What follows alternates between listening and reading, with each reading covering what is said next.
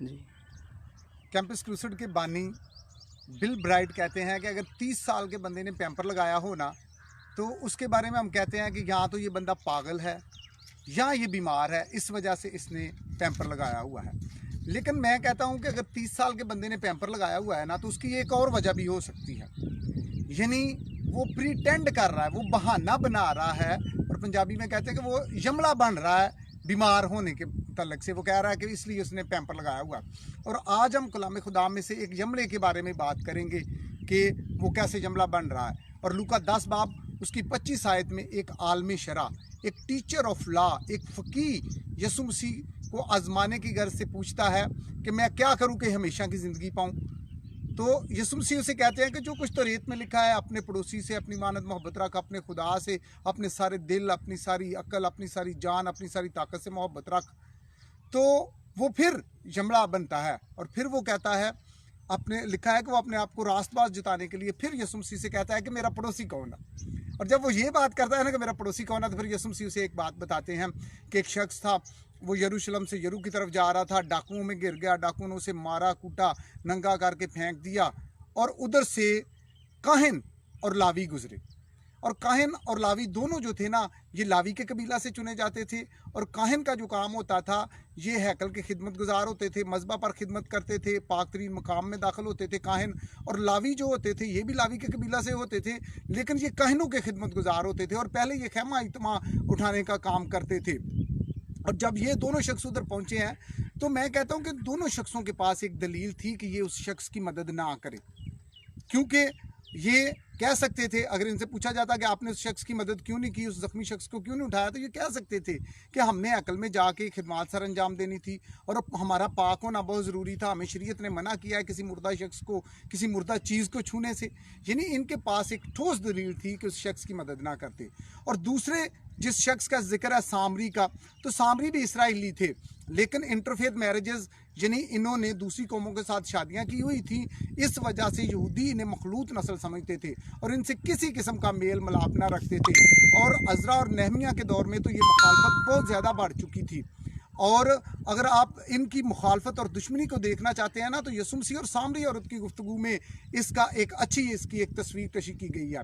और जब ये सामरी शख्स उधर आया ना, तो इसके पास, इससे भी अगर पूछे ना कि आप फ़र्ज़ करें ये मदद नहीं करता, तो इससे पूछे कि आपने मदद क्यों नहीं की, तो ये शख्स, इसके पास भी दलील है, इसके पास भी एक ठोस दलील है, वजह है। ये भी कह सकता है कि क्योंकि यहूदी तो हमसे किसी किस्म का मेल मिलाप नहीं रखते, हमारे से मिलना पसंद नहीं करते, तो इसलिए मैंने इस शख्स को नहीं छुआ कि यह अदमुआ शख्स अगर होश में आ जाए तो ये कहेगा कि तूने तो मुझे नापाक कर दिया।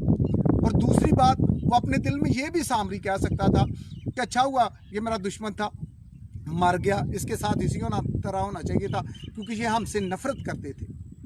लेकिन आपको पता है कि सामरी ने क्या किया?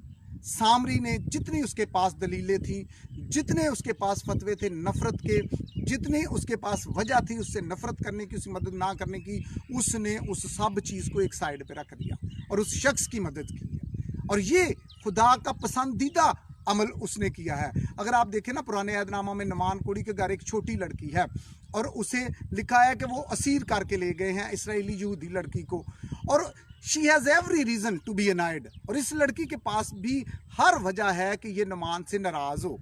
लेकिन जब इसे पता चला कि नुमान को कोड है, तो इसे अपने दिल में कहना चाहिए था कि अच्छा हुआ ऐसे कोड पड़ गया, इसने मुझे इसराइली लड़की को गुलाम बनाया हुआ है। उसे तो कहना चाहिए था कि इन्हों तो कोड ही मेरी वजह ना पे आवा। उसे तो कहना चाहिए था कि ये कोड में ही मर जाए तो अच्छा है। लेकिन उस लड़की ने क्या किया? उसने अपनी सारी नफ़रत की वजह को, अपनी नफ़रत को एक साइड पे रख के एक इंसान की मदद करने को अफजल समझा है।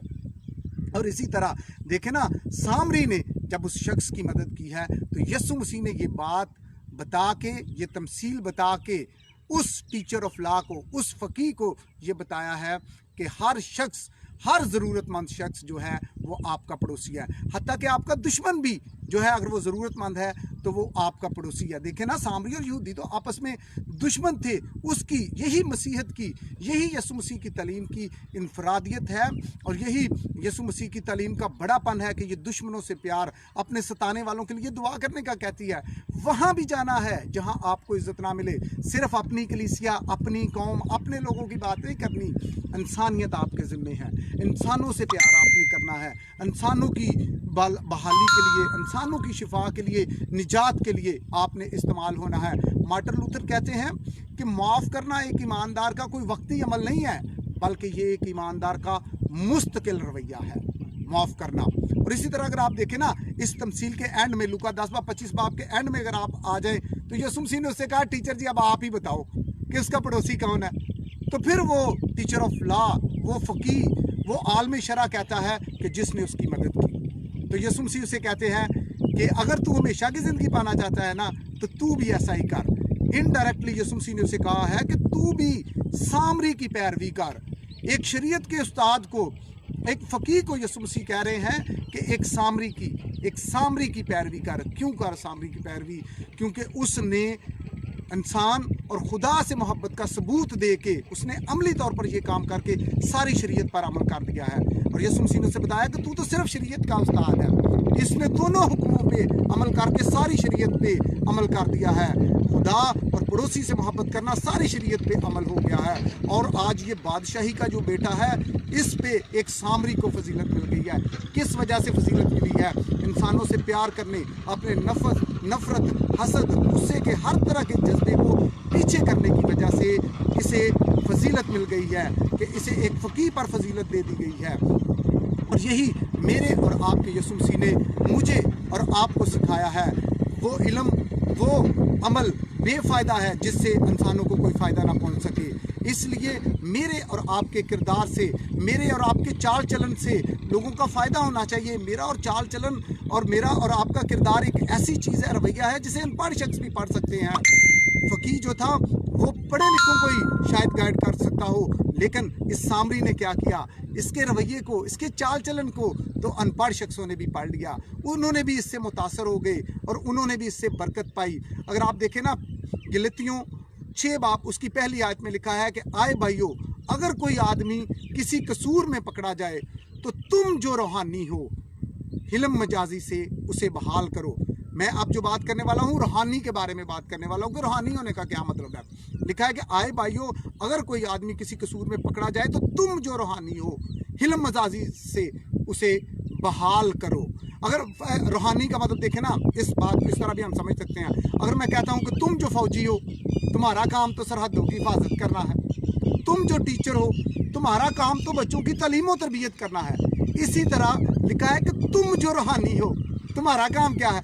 तुम्हारा काम ये है कि तुम जो रूहानी हो का मतलब यह है कि अपने सारे दिल, अपने सारे जान और अपनी सारी अकल, अपनी सारी ताकत से जो शख्स खुदा से मोहब्बत रखता है वो रूहानी है। और उसे वो कहता है कि तुम जो रूहानी हो, तुम्हारा काम लोगों को बहाल करना है, लोगों को एक्सपोज नहीं करना, लोगों की बुराइयों को उछालना नहीं है। वो कहता है कि अगर तुम्हारे पास वजह भी कोई हो, अगर कोई भाई किसी कसूर में पकड़ा भी जाए, यानी तुम्हारे पास वजह हो उसकी अदालत करने की, लेकिन अदालत करना तुम्हारा काम नहीं है। तुम्हारा काम, रूहानी बंदे का काम लोगों को एक्सपोज करना, लोगों की अदालत करना नहीं है, बल्कि उसका काम गलतियों 6 बाब 1 आयत के मुताबिक उसका काम लोगों को बहाल करना है।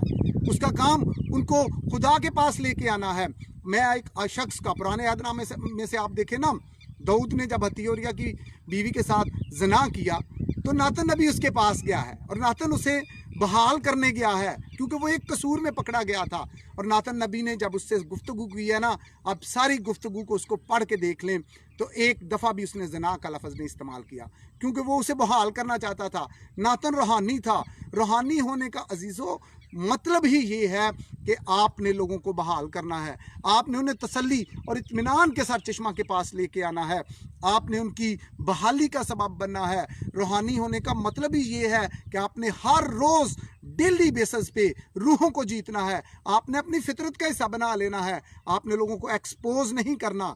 देखें, नूह का बेटा जब अंदर गया, उसने देखा कि मेरा बाप नंगा है, तो उसने जाके अपने भाइयों को बताया, तो इसकी उसे बहुत ज़्यादा सज़ा मिली, नस्लों को लानत मिल गई। किस वजह से?